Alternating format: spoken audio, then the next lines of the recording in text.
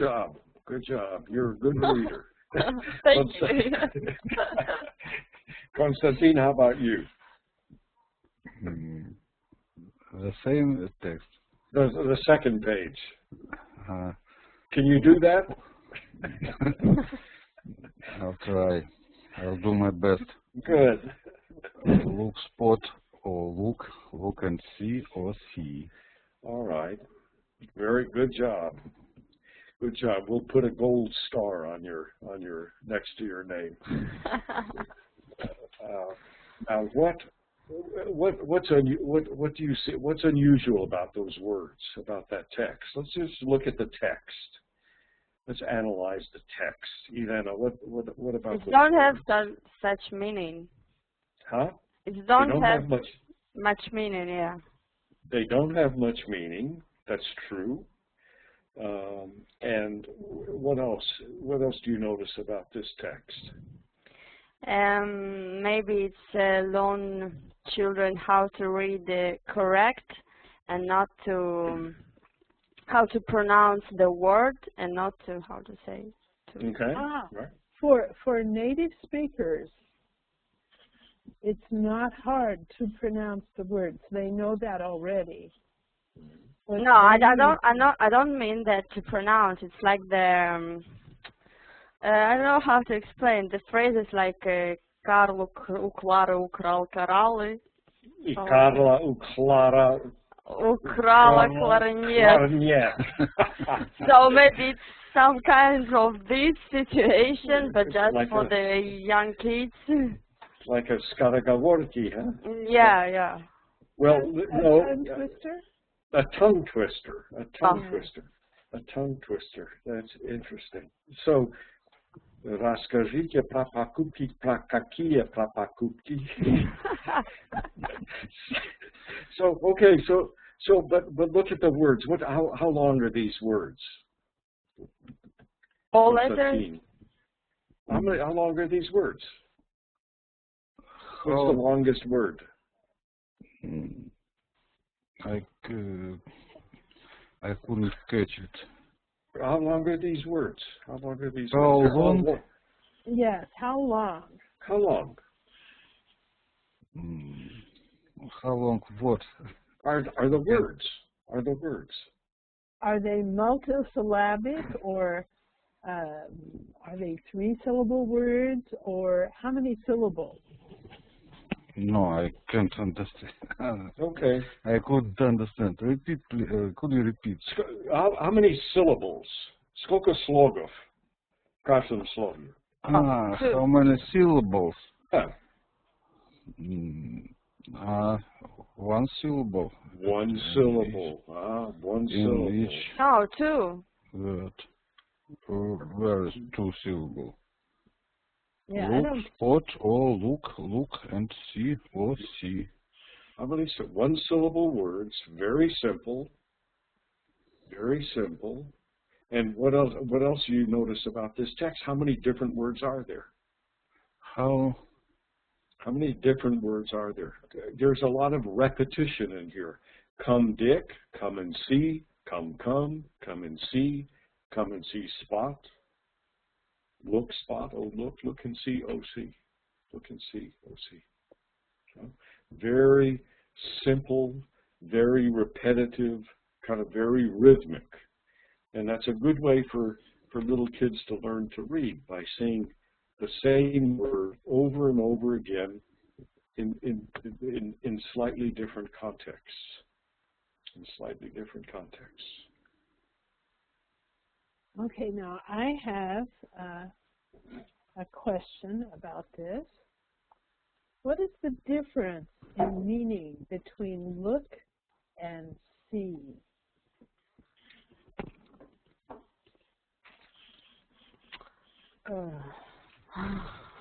What does this is important. Look, it is a verb of action, and see of statement, verb of statement maybe.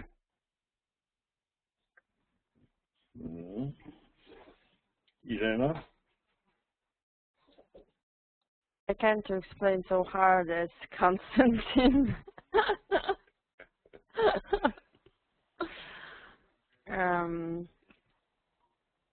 maybe look it means like you have to look now or just watch it, and see it's maybe for the I don't know how to. Well, let's try Not that. for the action that could happen Look, just it's mean make a look. Mm-hmm. right now. See, maybe right now, maybe before, maybe after. But look at the action. What, Look is an action, and see and is what? see- See describes. Statement, I don't know, состояние. It's a sensory. It's a sensory Yeah, experience. thank you, sensory, yes. Sensory experience. And It's a feeling of, it's man's feeling it's to see. it's the same distinction as between the words listen Distinction. and hear. Listen and hear. Huh? Ah, yes. Touch and feel. Touch and feel. Feel, I Touch don't know. and feel. Ah, Touch feel, and feel. Ah, Feel. thank you. Touch and feel. Okay. Well, I couldn't have done that. I put some things in the chat. That's good. You're good. Observe, watch, take a look. Okay. Understand. Sensory. That's good. Those are. Now, do you think a little kid learning to read would be able to explain those distinctions? I think not. Oh, What does certainly. mean distinction? The Difference. difference. Difference. Thank you. The difference. A little kid would not.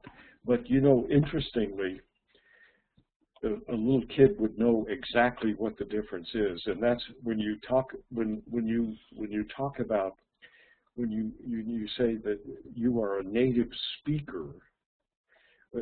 What does that mean, to be a native speaker? It means that, among other things, that you have an intuition about the language and an intuition about which word to use in which context. An intuition.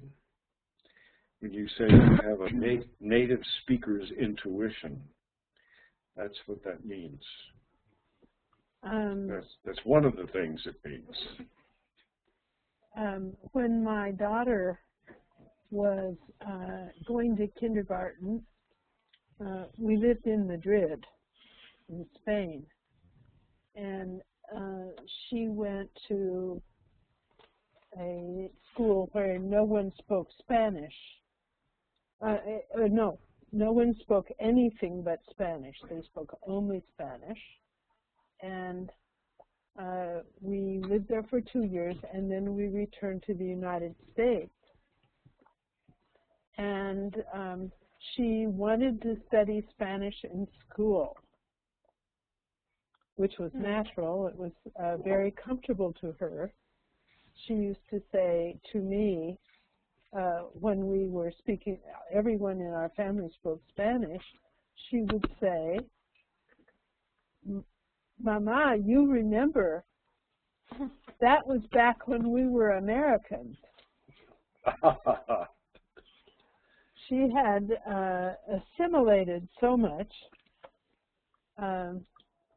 that she thought of herself as Spanish at the time. And me, I was kind of iffy. I wasn't really as Spanish as she was somehow. Her job was learning to speak Spanish, and she did it very well. But when we returned to the U.S. and she wanted to take a regular Spanish class, this business of native speakers' intuition was a big problem, because her teacher was not as fluent as my daughter was in Spanish. And the teacher would say, okay, here's a sentence with a subjunctive in it. explain the reason why this is subjunctive. Subjunctive. Subjunctive? Joe, I need your help here. I have no clue. Let's see. Subjunctive is going to be like Yahachelbe or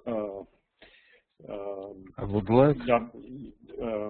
Or Yeslibe. Yeslibe. Yeslibe is a subjunctive, an unreal condition. Could you write it at chat? Sure, yeah. Subjunctive.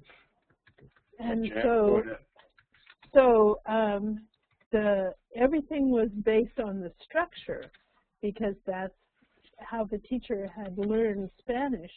But my daughter, who never has made a mistake, this grammar mistake in her life, could no more explain it than someone who did not speak Spanish at all. She had no idea. So, but she had native speaker's intuition. She knew what was correct. And it was too bad, but that's the way it is. So native speaker's intuition is a useful thing when you have it, but it's also it's not uncommon for people not to be able to explain things. My mother spoke Polish. Polish was a native language for her. She spoke Polish, and Polish has aspect the way Russian verbs have aspect.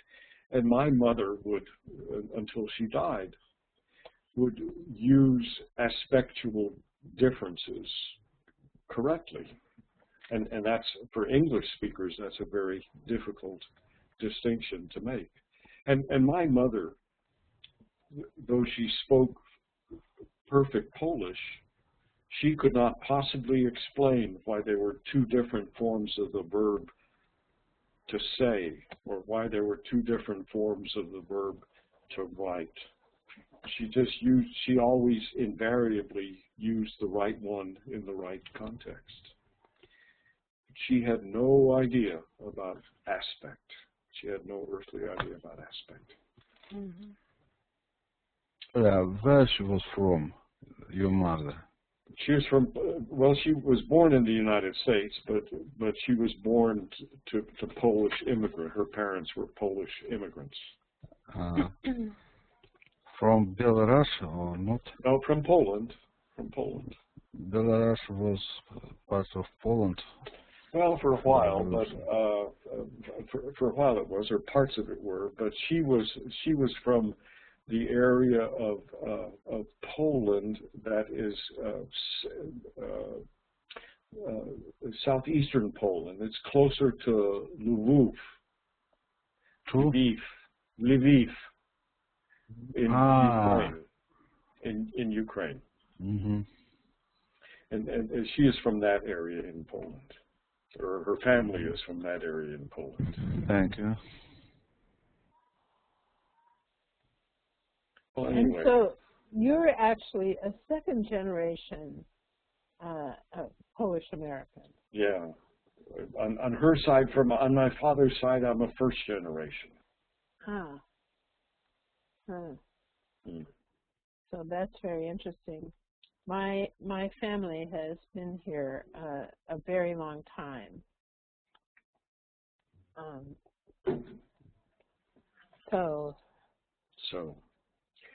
Well, shall we talk about the Robert Fulghum list? Do we have that? Can we look at that? Very good discussion, ladies and gentlemen. And so if you can't see it, it's on the tab at the top, which is called List. List. Okay, good. These are the things I learned in kindergarten. All right, so we've already talked about number 16, the Dick and Jane books. The biggest word of all, look. And but there's one more thing. I always have one more thing to say about it. For me, look, the reason that Robert Fulghum put this on the list and called it the biggest word, and we've talked about how look means observe.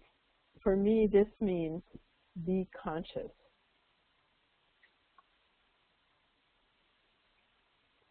Pay attention.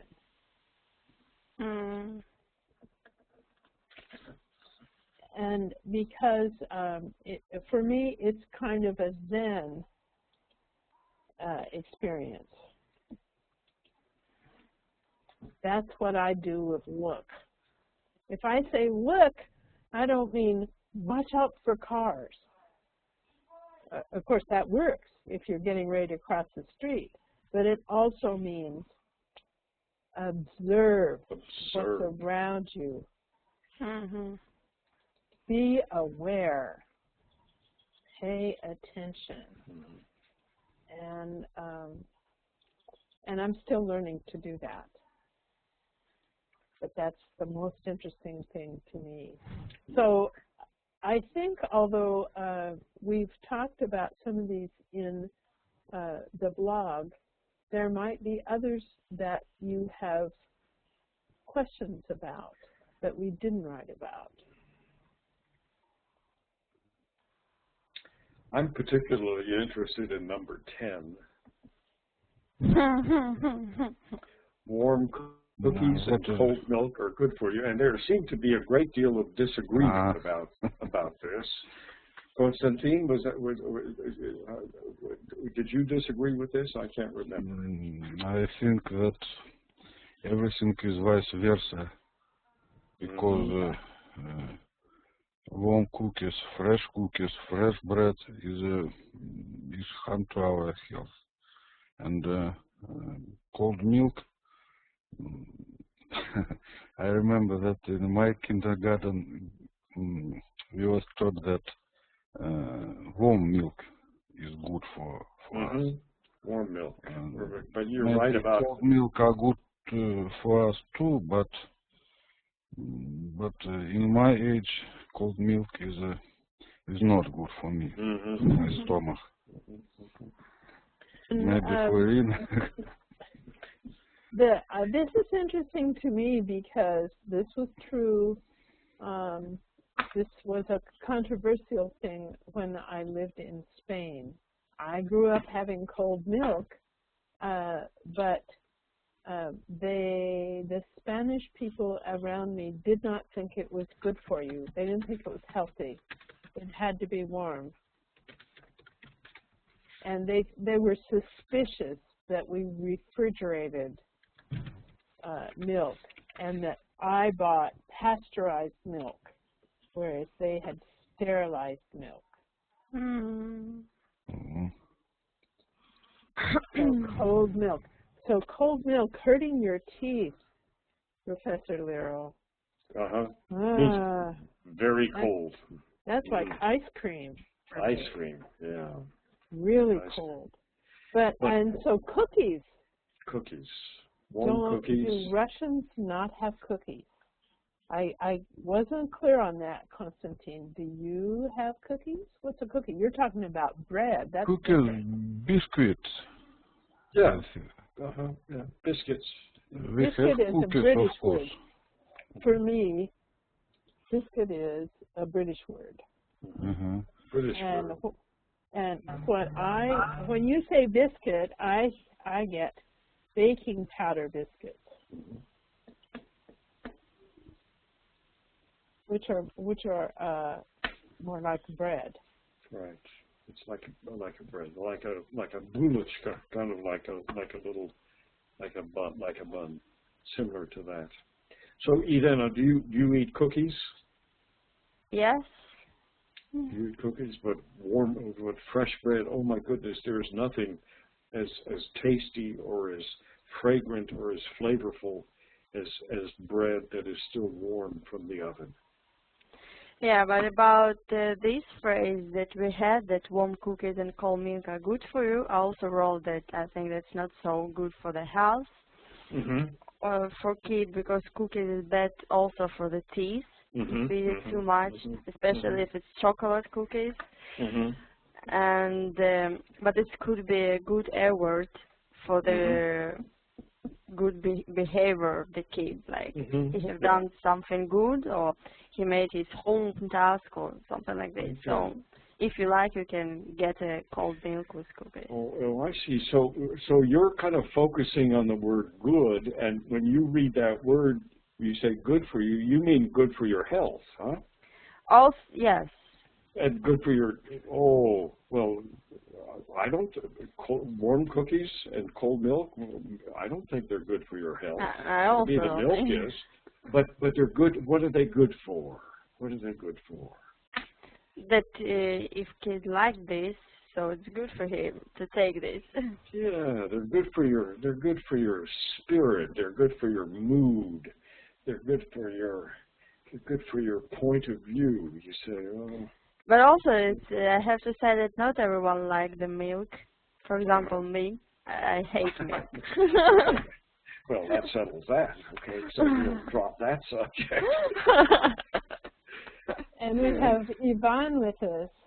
Hi, Yvonne. Let's see. We don't seem to have sound, or. At least you can hear me, right? I can hear you. I can hear you. All right.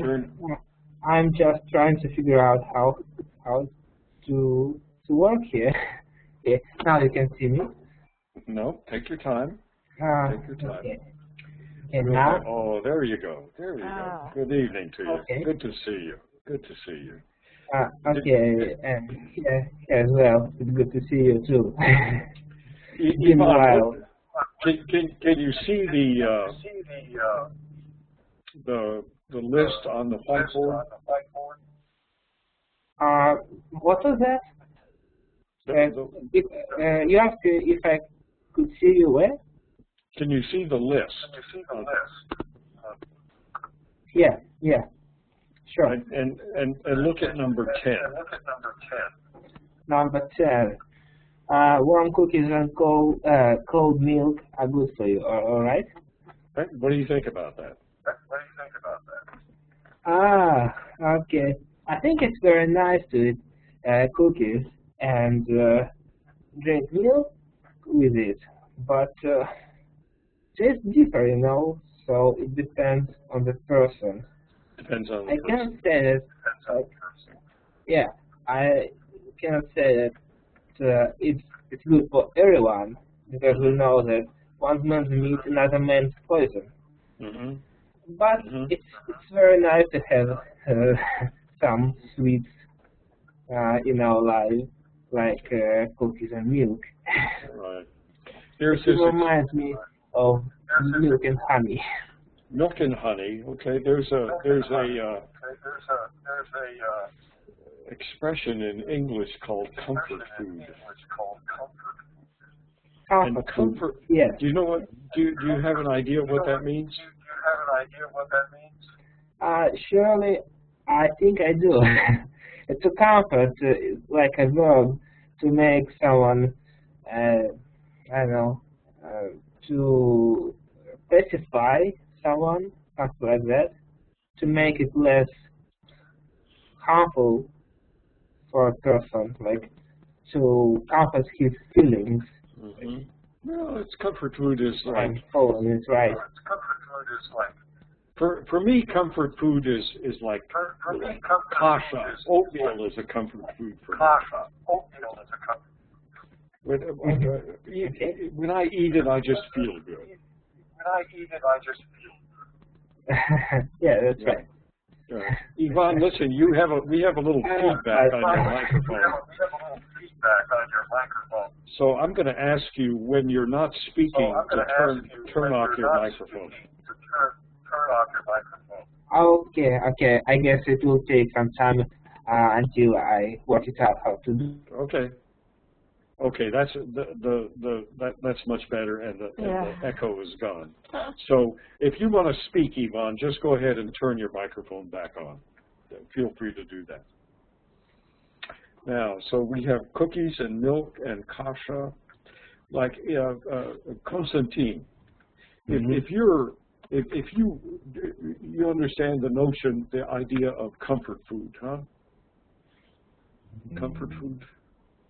I don't know. Maybe it's Greek food. Well, it's like it's something that you eat when you know, if you're kind of tired and you just want something a little bit, and something that you know that you will like. Huh? Comfort food. I like kasha. Professor Marston likes biscuits and gravy, meatloaf. Comfort food, it is food for you personally. Yeah, for you personally, yeah. Like, what do you like when you have, like, cookies and milk might be comfort food. Tomato soup. Sometimes tomato soup for me is comfort food. You think about it. Irena, what do you think? What's comfort food for you?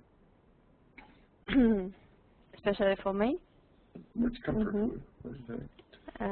For me, it's the fried potato with eggs. Fried potato with eggs. Yeah. So you know what I mean, huh? There's just fried potatoes with eggs. That's comfort food. Okay, Konstantin, back to you. What do you think? Have you thought? Have you decided? My comfort food is fried potatoes without eggs. Fried potatoes without eggs. With ketchup or without ketchup? Ketchup, common wood. Ketchup. Ketchup.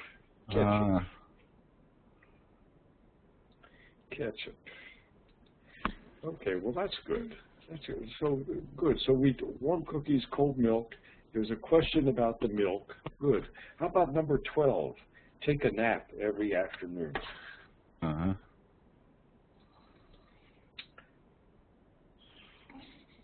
Take a nap every afternoon. Is that a good idea, Konstantin? Huh? Take a nap. Number 12. Take a nap. Yes, I think it means that children have to sleep after lunch. Yeah. Have to sleep in the afternoon. How about adults?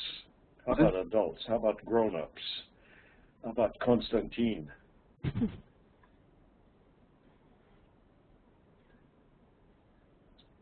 Do you like to take a nap in the afternoon? I like to have a nap, but I have no. It's impossible for me. I have no time enough for it. Right. It would be not a good idea for a metro driver to take a nap. Yes. I like to sleep very much in my work, in the train. Yeah. Irena, what about you? How about, do you take a nap in the afternoon? I'm not. No. And I actually don't think that it's a good idea to take a nap in the afternoon, even for kids. Oh my goodness. Why is it not a good idea? How can it possibly not be a good idea? Because I think that the kids should go to sleep early. And if they will take a nap in the afternoon, so they will be tired in the evening. So it will be harder to take them to the bed. So that's why. No, you are wrong. You are very wrong. Okay, maybe I don't have any children. If they have no nap every afternoon, they are mad in the evening. They're cranky. They get cranky. They are very tired in the evening, and they can't go to the bed without scandal. All right. Ivan, what do you think? Naps or no naps? Sure, naps. I think that naps is a great compensation if you don't have enough sleep during night. So I think it will help you to make your strength better, to just reinforce your strength.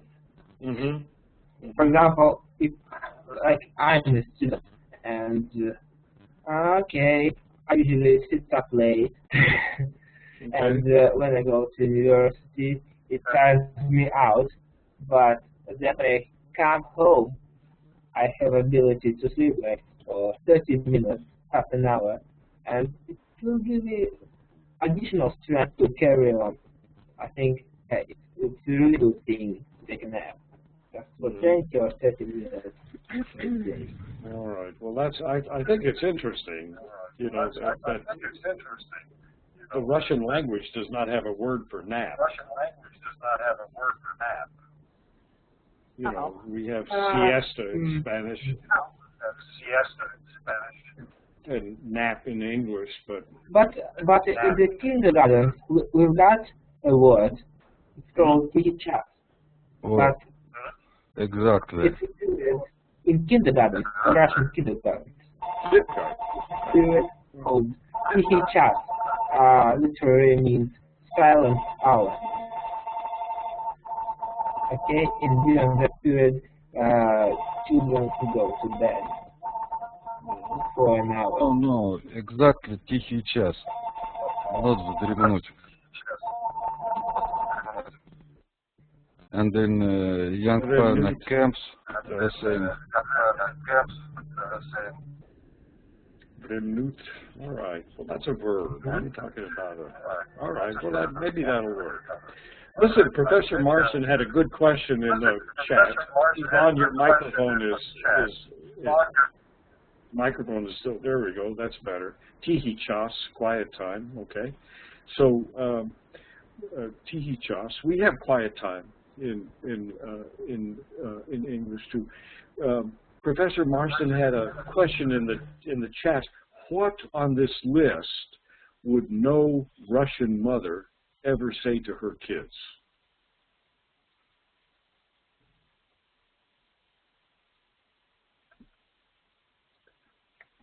What would no Russian mother ever say to your kids?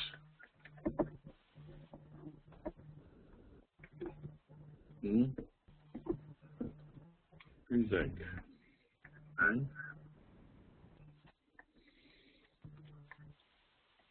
What about number Maybe 15?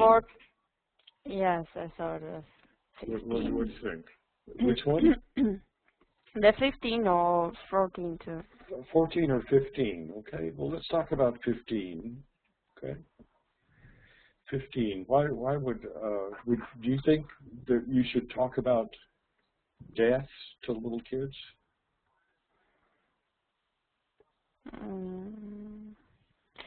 I think that not. Maybe just if you will ask, or she, that, so then try to explain it.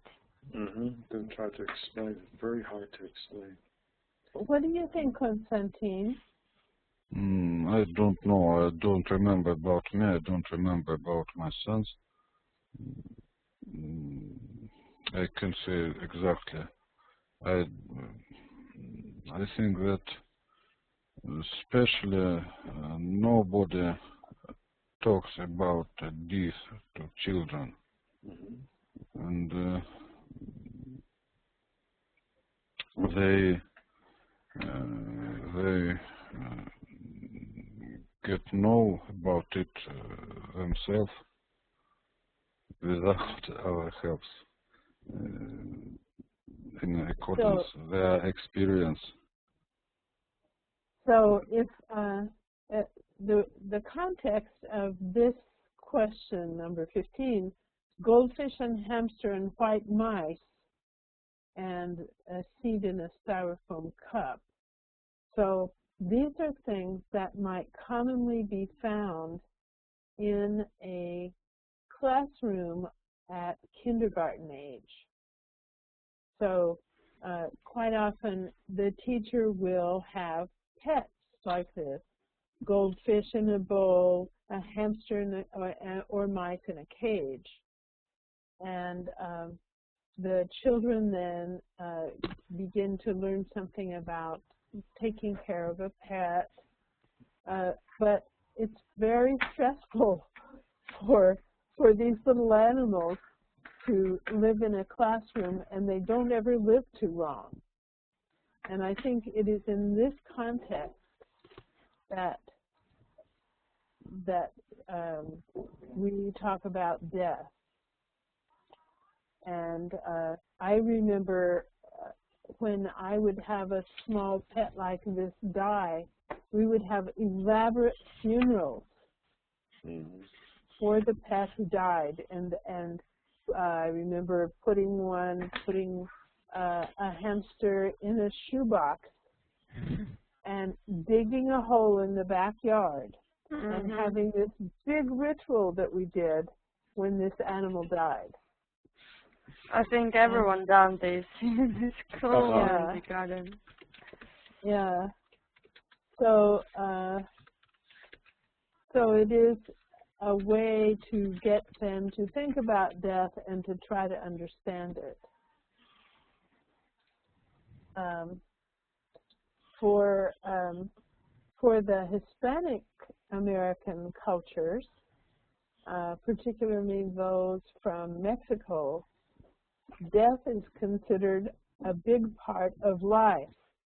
And there is a big holiday in the fall called the Day of the Dead,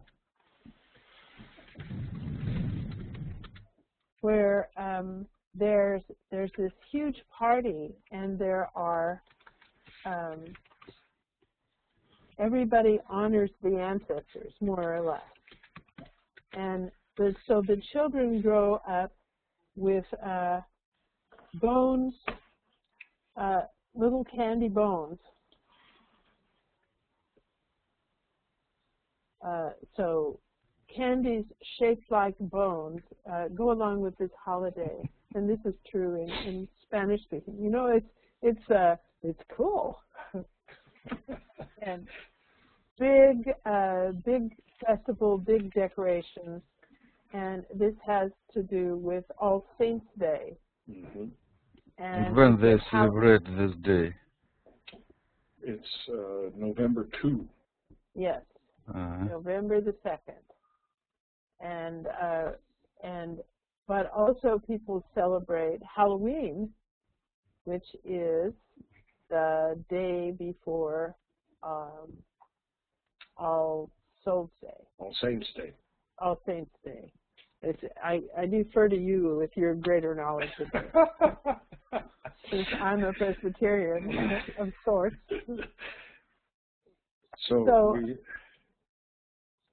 So there's a different attitude, a change in attitude, I would say, in our country as the number of ethnic Spanish-speaking people gains population. All right, and Irena, you also said that 14 was, you had a question about number 14, be aware of wonder. Well, you certainly picked an interesting one. What does that mean? Be aware of wonder, Konstantin, Irena. We seem to have lost Ivan. Be aware of wonder.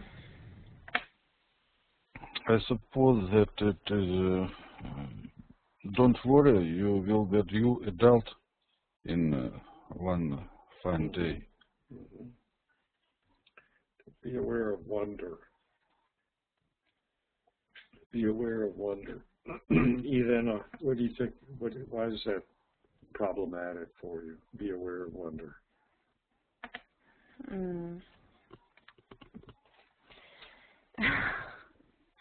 I already forgot what I wanted to say. Okay, well, I'm looking out my window right now, and there's a big I'm looking at a big oak tree in my garden, in my backyard, it's a very old oak, and 4 weeks ago it was bare. It had bare branches, and now today it's covered with leaves. And I look at this tree, and I think how those leaves just seem to have appeared so quickly in the last 2 or 3 weeks. And at first they were just these little tiny yellow-green leaves, sprouts, and all of a sudden the tree is providing shade and is providing a habitat for the birds and a place for the squirrels to hide. And I think, and that's what I'm talking about when I say be aware of wonder. And I know the botany of it. I know about growing cycles. I know about those things, but I still look at it, and just the fact that it happens, and it happens regularly, is a source of a wonder for me. And I hope, if I taught anything to my kids, it's to keep this sense of wonder and joy about life. And it's not always easy to do that. But I hope that it's something that I will continue to enjoy for as long as I live. I sort of started to write an essay there. Pardon me, I got carried away. But I hope you know what I hope you know what I'm speaking of. Now actually I understood, because before when I just read the sentence, I understood it the difference, the different way. I have a question to Professor Liro. You really have a oak near your window, and is there leaves on this tree? Yes. You're lucky. We have a snow on our oaks. You have to appreciate that where Professor Liro lives, it is much warmer than where you live or I live. I understand it, but I envy to him. You still don't have leaves on your tree, huh? All of our leaves are still bare in Iowa. We don't have leaves. And tell me what the temperature was in Austin yesterday, or what it is now. Well, right now it's 71 degrees outside. It's kind of rainy today. It's cool, but that is about 16 or 17 Celsius here. And we have, I think, maybe about 35 right now. Wow. Fahrenheit. We still have a winter in Omsk. Well, this is the end of winter for us. The freezing in Fahrenheit is 32 degrees, and last night it was well below freezing at about 25. Oh my goodness. Oh my goodness. We're not done. We're not quite done with winter. We had some snow this last week, and I have a dwarf iris that is blooming and some snowdrops. And so that's kind of snowdrops. Now we have snowdrops in Russia. Do any of you know? Сугроб. Huh? Сугроб. Or подснежники, huh? No, just подснежники. Yeah. Подснежники are snowdrops. Drops, It sounds as snow drifts. I confused. That's okay. Snowdrops. We have. Let's see now. So okay, so we have sense of wonder and die and Dick and Jane and naps and warm cookies and cold milk. What else? Anything else? What, Konstantin? What's not on this list that should be on this list? Once more, please. What is not on this list that should be on the list? What would you add to this list? It's missing from the list. I don't know. It's a very this list is very completely. Yeah. It's very complete. I can't think of anything. Something. Okay, Irena, what about you? What do you think? What would we add to this list? I also think that this list is full. Full? Maybe just be friendly, but we can see it from their few sentences. Play fair, share. Yeah, don't be friendly. Oh, yeah. Okay, that's good. Ivan, what do you think? What would we add to this list? Surely, I've got one thing to add. By the way, can you hear me better now? Because I've changed. Yes. I put a headset.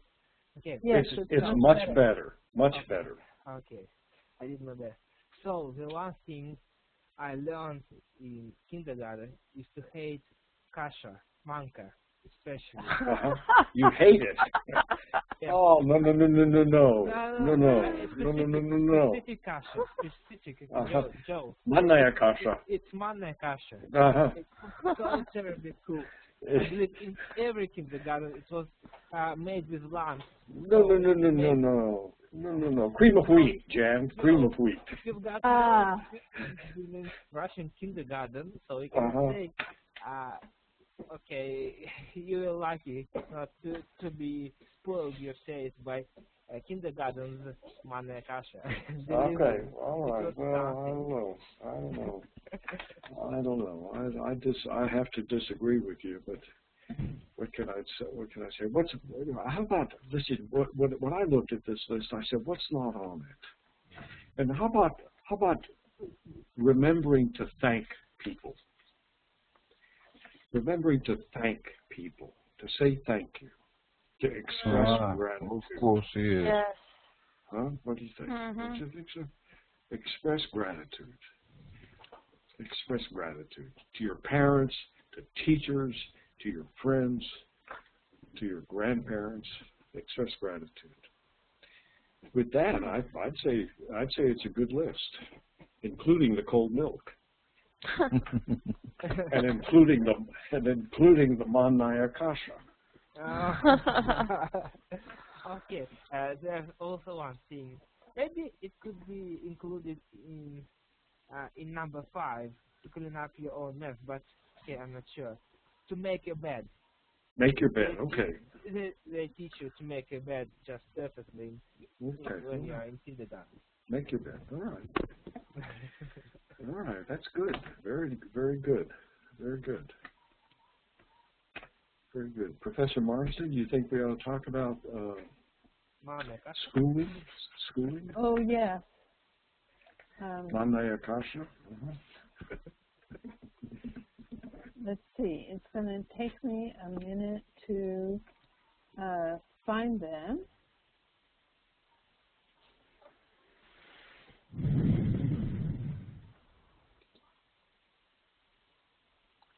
If you look at the picture called Screenshot 2.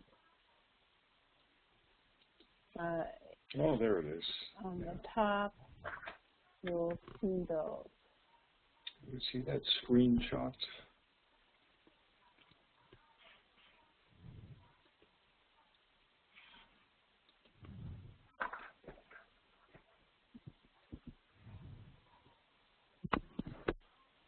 Does that look familiar?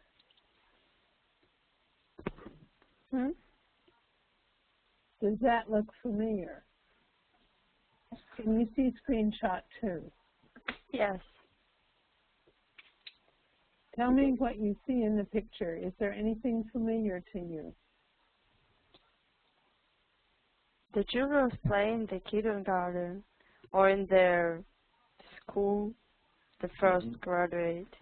Mm-hmm. I would send like a private kindergarten, like small one.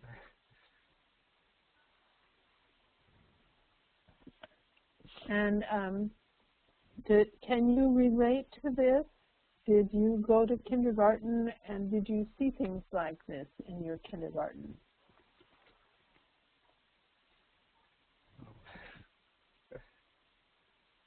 And for me, I went to the kindergarten, but it wasn't like this at all.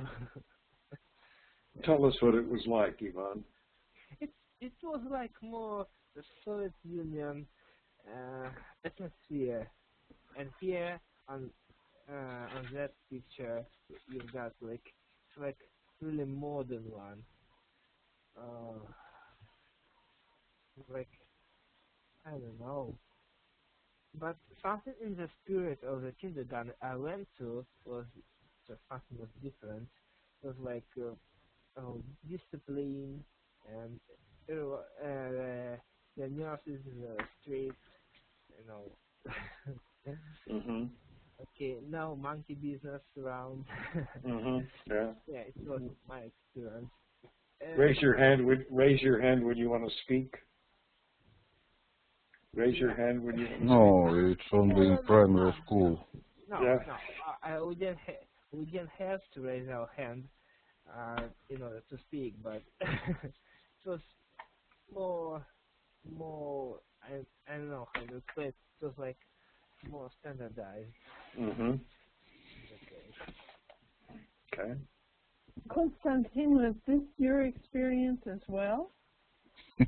My experience, it was more than 40 years ago, but I can say that in our kindergarten there are no so small groups. We have at least 10 or more children in kindergarten groups, and maybe even 20 or more, or about it. And the equipment of this kindergarten is similar to ours. I don't know, the toys, but toys is toys everywhere in Russia and in USA. Plastic box, the same, the same in our kindergarten. But I can't say another. What about you, Irena? Does this look familiar to you? I haven't experienced to be in the kindergarten. You didn't go to kindergarten? No. I am now looking at a picture called Kindergarten, which will be on a different tab. I don't know if you see that or not. Kindergarten, I see it. Okay. Oh, yeah. Okay. So this would be a bigger piece of a classroom. And so what can you observe about this? Look and see. Look and see.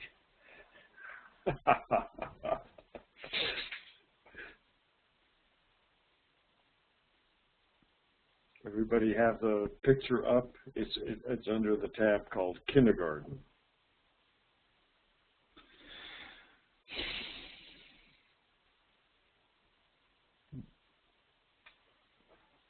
Okay, you know something about the ages of the children as opposed to a larger school. You can tell that. Maybe close to 6. Yeah. And what's the clue here that the children are small? And could you repeat? What clue do you have that the children who belong in this classroom are small. How do you know? Why I decide that the group is small? No. How do you know the children are small?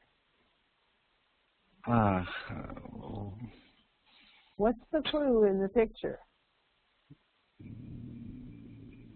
I think it's Small chairs. Huh? Small chairs, small tables. Yeah. Good. Pictures on the wall. Yes. And if you look at the right side of the picture, you will see a teacher. Mm-hmm. You can see by her size that the classroom furniture is child size. She's an adult. So she's going to have to bend over or squat down in order to help the students.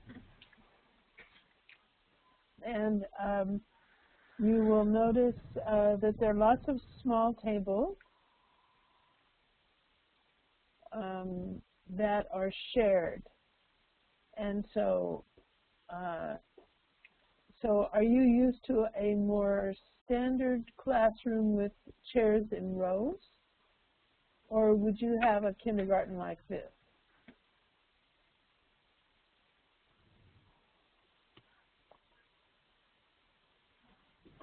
Constantly. Yeah. It's a fun, inspiring place.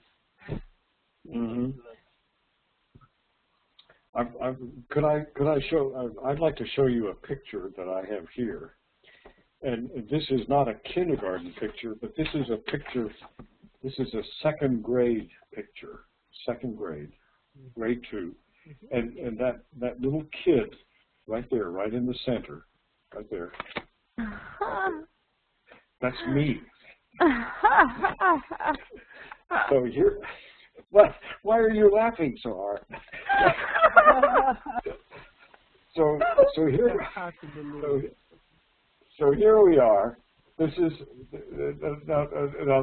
this is my second grade, and there's a big difference between this photograph and the one on the screen. You know, where so which one do you think is? Well, I don't know. I was just saying, which one do you think is better? But maybe there's a. Which one would you rather study in? What do you think? Which would you rather? Do you think? Now, notice that the desks are in straight lines, and everyone is sitting up very straight, very polite. Mm-hmm. The young men are more discipline. a lot more discipline. Oh yes, and the boys are wearing neckties. They're wearing ties, and they're all very nicely dressed. Everyone is dressed up nicely. But you went to a Catholic school. It was a Catholic school. Mm-hmm. Yeah, I went to public school. We didn't have boys wearing ties, I'll tell you that much. Uh-huh.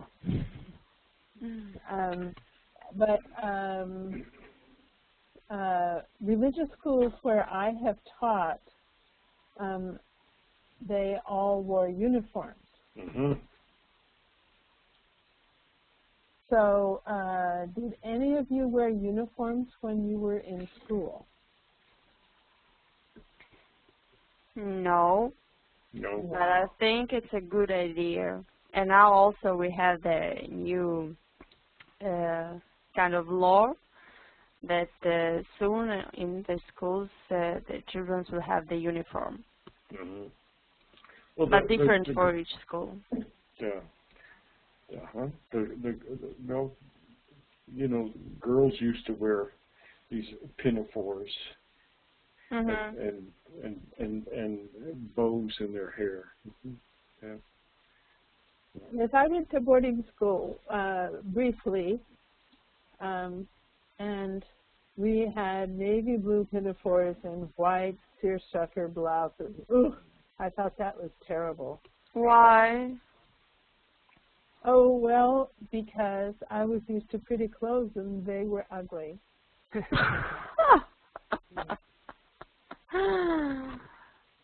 And I was brought up to be different from everyone else, and it made me angry to have to be dressed the way everyone else was dressed.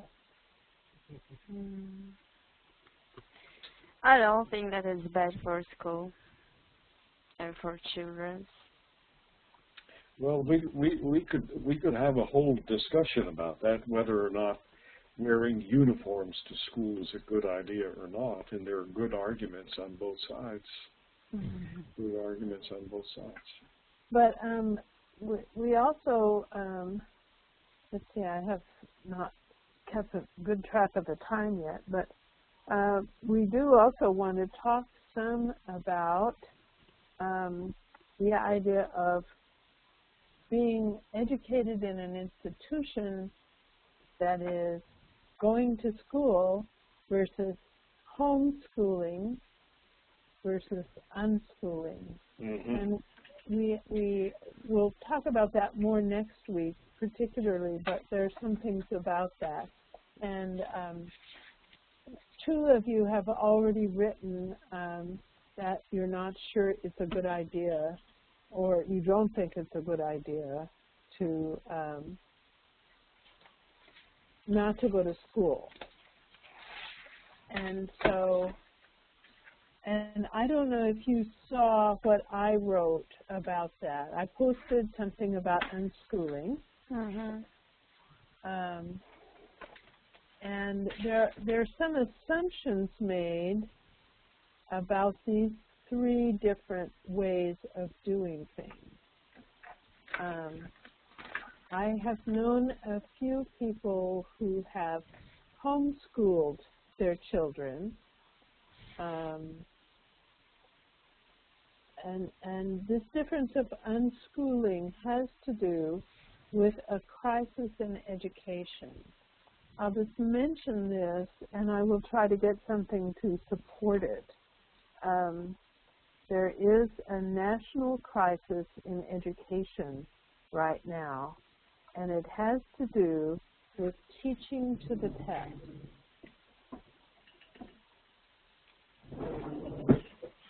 What does that mean, teaching to the test? Preparing kids for the exams just? Yeah. At the expense of developing more general skills and critical thinking skills and analytical skills, teaching them specific things because we know that they will be on the standard tests. Yeah, we have the same situation in Russia nowadays. Yeah. When in high school, students are just prepared, are being prepared for the universal Russian examination. They just do a lot of tests, take a lot of tests in order to get ready for the test itself. And it's done in how can I say it? The whole thing is done just for preparing for the test, and they step aside of the program and just get ready some standard stuff. And why do they do that? Why do they teach the test, Ivan?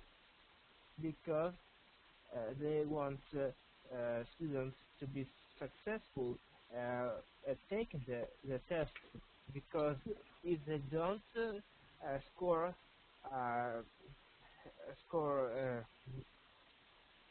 a really good point, so they won't be able to enter university they want, and it will be a failure of school. Exactly. There you go. I think that's the answer. That it's less about the students than it is about the teachers and the schools. Yeah, it's all about school reputation, and if school loses its reputation, parents wouldn't just let the children go to this school, they would choose another school. Right, exactly, right, exactly. And we have many schools, at least in my city, in my neighborhood, there are like 7 schools, so we've got a choice to choose from. Elena, what about in your neighborhood? When you were growing up, was this an issue, teaching to the test? Of course, were there standardized tests then, the uniform test? When I started in school, Uh-huh. well, we were the first year that we had, how it's called, universal state exam. So it wasn't like today, that the last, I think, 2 years in the high school, they're already starting to teach for the test. In my time, it was just 3 last months. But today is the worst situation, I think, and it's a lot of talking in the internet and also in the TV, in the political programs about our problems in the educational law, because we kind of change it now, and we started from this kind of the exam, and not everyone today still accepts it. I mean, there's still a lot of professors and still a lot of students and parents of the students that don't like this system and want to back that we had before, the system of the exam that we had. Then when the children have to learn the material, to know it, to study it deep, and to know how to talk about it, to express your knowledge. And today it's not like that. So we have a big discussion till today. And also in the last week I read in the newspaper that maybe soon we again will have the changes in the final exams in the school.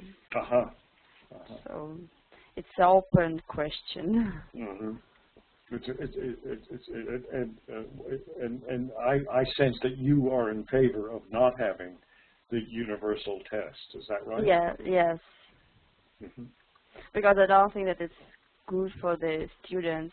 I think that if someone passes the test, it's not mean that he had the knowledge really, because maybe somewhere he can to guess. And also, if he learned the questions for the test, it's not mean that he is understanding about what he's talking. And it's not for each subject.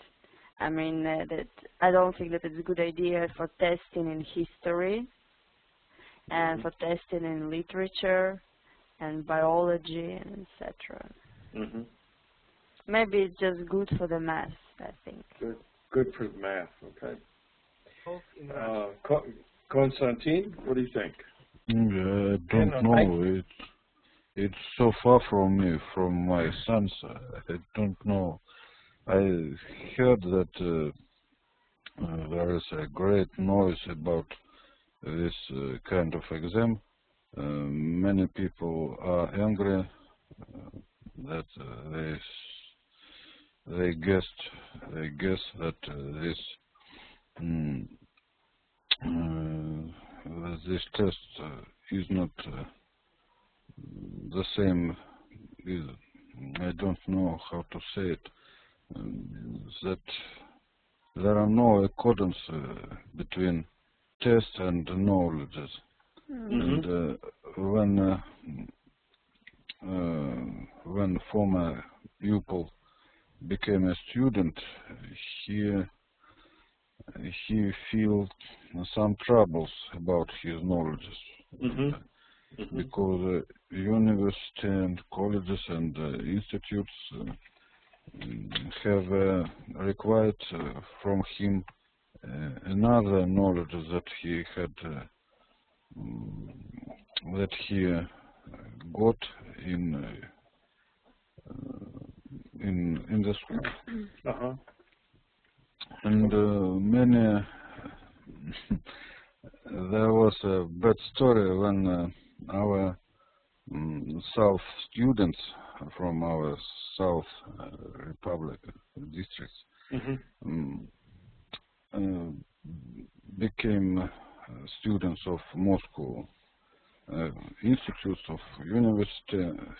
They have brilliant scores on brilliant results of their tests, but they can't even write in Russian. And they gone from these institutes after some time, after first term. And can I say the few words? Yes. Also one of the points that we took this system from the Americans, the test system, I mean, from the American experience. Yeah, and a lot of politicians today talking about that, that we're taking the bad experience from America. And the second point that I wanted to say that this system, we also took, like our politicians and our president said, for their fighting with the corruption that started in the school. That the parents of the students just buying their scores. Yes. So how they saying that we will have such when we will have such tests, that we don't will have corruptions. But what we can see today, we still have it, and they show it on the TV and also in the internet, that the students sitting in their class in the day of the exam, and they just already know their answers. Maybe it was really strong when it just came out, the test, such systems, in the first years. But already today, it's not effective at all. Well, I think you're absolutely right. It's a very controversial topic in the United States, and if we and it's very controversial in Texas, where I live. That standardized testing is a requirement for graduation, and represents part of a statewide test, represents part of a student's final grade point average, and parents are very, very upset about this. Very upset about this. I am not a believer in standardized testing. And part of this came out of the Bush administration, and I guess everyone knows that I never have anything good to say about the Bush administration. But one of the worst things from the point of view of teachers is the No Child Left Behind standardized tests, which were tied to where teachers was tied to the performance of students. And the big problem with teaching to the test is there is little relationship between your knowledge and your test scores. Students learn how to take tests, but they don't know how to write or think. And so this testing program called No Child Left Behind, teachers called No Child Left Untested, so that the standardization of testing was all about learning facts or learning how to take tests.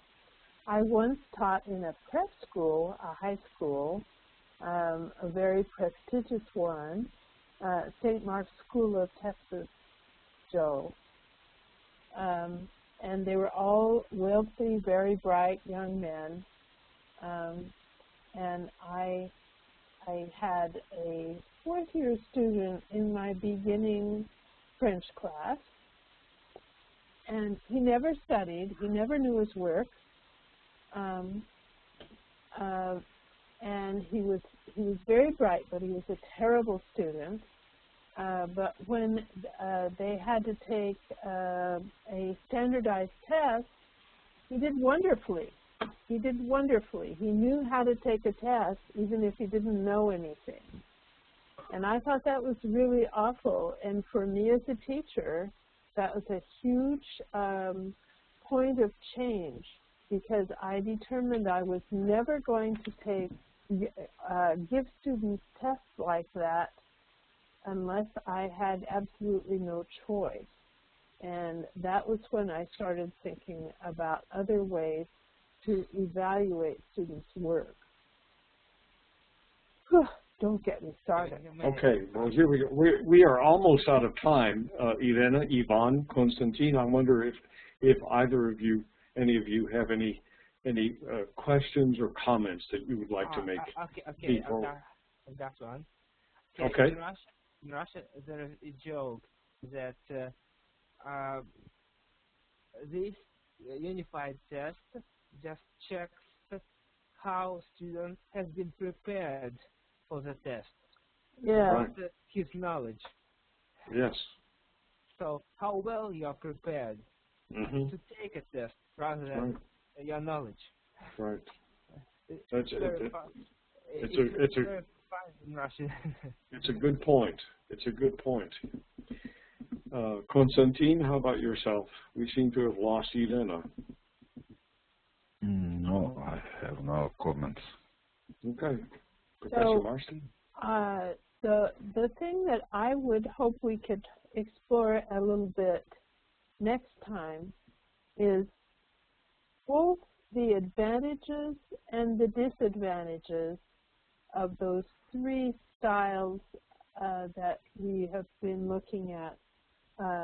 Going to school, being homeschooled, or being unschooled. Because I know that you have given an opinion, but I would like to hear an analysis so that you might look at the good points and the bad points of each part of the system.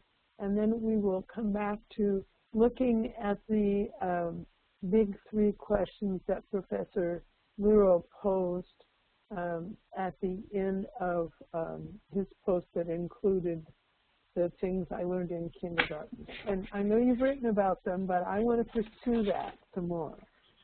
And I hope you have a wonderful week. I loved this discussion, and I really enjoyed having you here too, Ivan. So, and Irene is back again. Irene Yeah, is back. I had some problem with connection. Okay. Yeah. Okay, so time to go. Time to go. Irene and Ivan and Konstantin, all of you have a good week. Thank Good you. week. Thank Goodbye. you. Goodbye. Share everything. Play fair. Don't hit people. Put things back where you thank found you. it. До свидания. До свидания. Goodbye. Bye-bye.